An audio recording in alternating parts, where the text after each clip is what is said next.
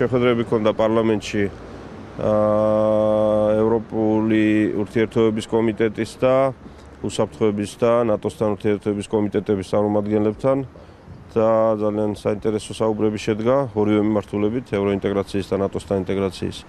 შემდგომ შეხვედრა იყო ვიცე-პრემიერთან, რომელიც პასუხისმგებელია უსაფრთხოების საკითხებზე და ჩვენი ინტერესი სწორედ ამ მიმართულებით გასაგებია, ვინაიდან მომავალ ლონდონის სამიტზე, ნატოს სამიტზე ჩვენთვის ძალიან მნიშვნელოვანია აღმოსავლეთ ევროპის ქვეყნების მხარდაჭერა საქართველოს საკითხისადმი და სწორედ ბატონი ვიცე-პრემიერია ის პირი მთავრობაში, რომელიც ამ საკითხებს კურირებს.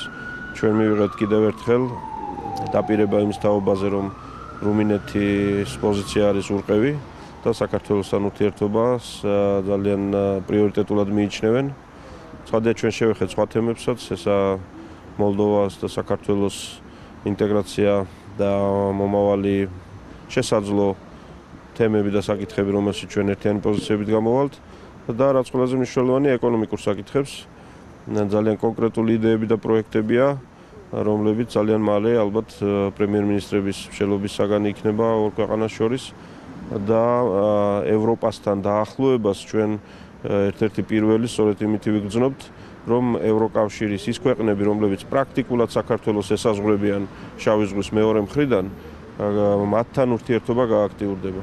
და ამას ჩვენ ძალიან მალე დავინახავთ და მის დადებით სასიკეთო შედეგებს ქვეყნის ეკონომიკურ აღმავლობაზე.